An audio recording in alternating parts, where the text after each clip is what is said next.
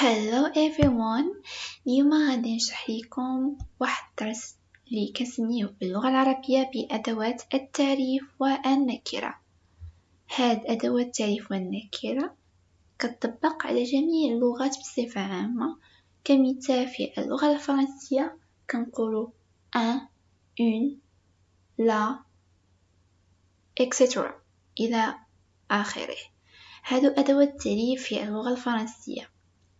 كذلك سنطبق نفس الشيء مع درس اليوم لكي تعتبر قاعدة من قواعد اللغة الإنجليزية. هاد أدوات التعريف والنكرة كتسموا باللغة الإنجليزية ب articles اللي هم هادو اللي أنا دايرة عليهم بالصفر بحال A, N, D. zero article يعني ما كاينش شي article حيت كاينين شي جمل ما كنديرو فيهم لا A لا N لا D، ما كنستعملوش فيهم هاد أدوات التعريف والنكرة، كنخليوها كنديرو زيرو وكنديرو واحد الشرطة وسط زيرو. نبداو بالد. الد كنستعملوها ملي كيكون المخاطب عارف علاش كيهضر وهذاك اللي كنخاطبو عارفين علاش كنهضرو، بجوجكم كتكونوا عارفين الاوبجيكت اللي كتهضروا عليه. بحال مثلا كمثال غادي ناخدو هذا I bought a car. I bought the car. اشتريت السيارة. اشتريت السيارة. شي الفرق ما بين بجوج. مني انا كنقول اشتريت السيارة يعني عارف اين السيارة كنهضر عليه، معرفة. اشتريت سيارة اوكي، اين السيارة غير معرفة.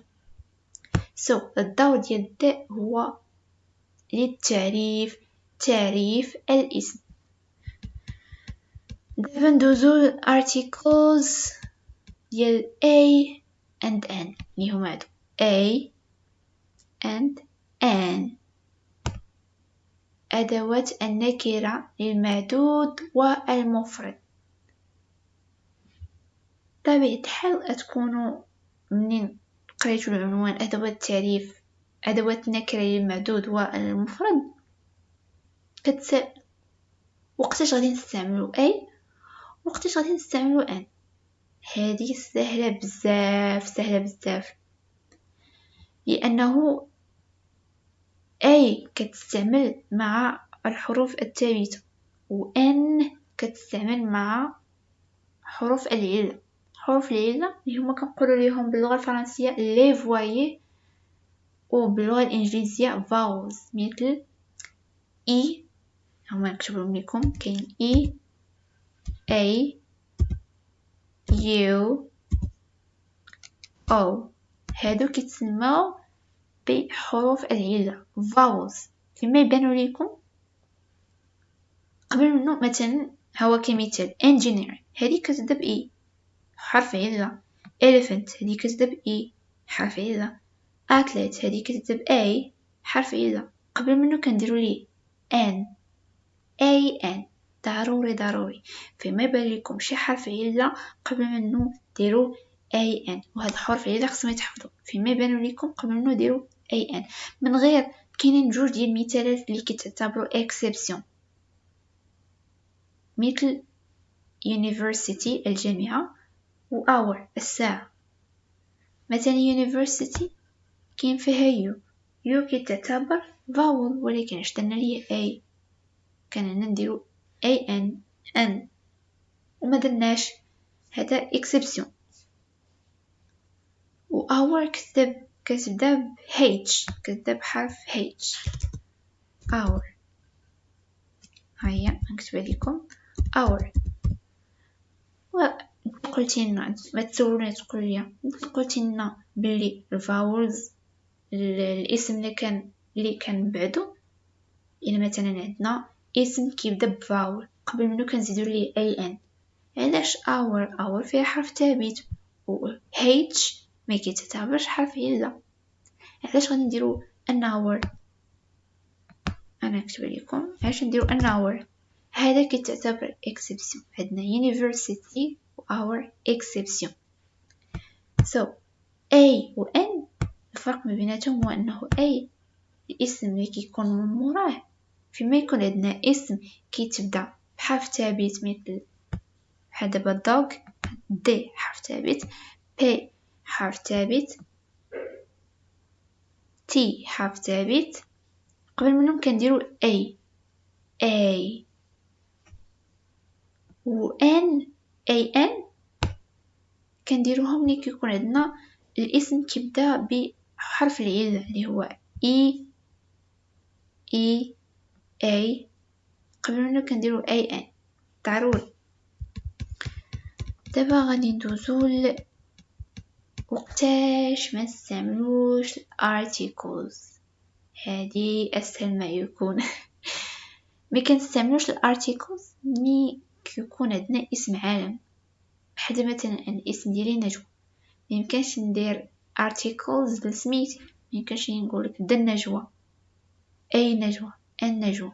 نو، اي اسم عالم سواء كان اسم دولة، سواء كان اسم محافظة، سواء كان اسم نهر، سواء كان اسم جبل، اي اسم ما كنديروش ليه articles، كنخليوه خاوي، كنديرو ديك الزيرو وسط منشطة. من غير الولايات المتحدة الأمريكية اللي هي مجموعة من الستيتس هو الإكسبسيون. دابا غادي ندوزو واحد الحاجة اللي تكونوا ديجا سمعتو بها، اللي هي countable and uncountable. يعني في هاد الدرس هذا ضروري البروف ديالكم غادي يكون ذكر countable and uncountable، و شويه غادي تكونوا محتارين، ما عرفتوش شنو المقصود ب countable وشنو المقصود ب uncountable في الارتيكلز. countable هما اسماء اللي ممكن اننا نحسبوهم، بحال مثلا 1 apple 2 apples 3 apples، تفاحة، 2 تفاحات، 3 تفاحات، 4 تفاحات. uncountable هما اسماء اللي ميمكنش نحسبوهم، بحال رايس اللي هو الرز، كنقدرش نقولوا واحد روزة، 2 روزات، والماء نقولوش واحد ما، 2 ماوات. نو، هادو كيتسموا uncountable، ميمكنش، غير معدودة، اسماء معدودة واسماء غير معدودة. قالك it's unusual to use an for uncountable nouns. You cannot say I would like a milk. قالك من غير الاعتياد أننا نستعمل an في أسماء غير معدودة. عطاوكم مثال كيقولك ميمكنش تستعمل عطاني حليب واحد، حليبة. قالك an يمكن نستعملهم فقط في الأسماء المعدودة countable nouns، مثل I would like a piece of cake. الترجمة ديالها هي أود قطعة من الكعك. نقدر نقول أود 3 قطع، 4 قطع، 5 قطع، 6 قطع من الكعك. I lent him a book. I drank a cup of tea. نقدر نقول I drank 3 cups of tea، 4 cups of tea، إلى آخره.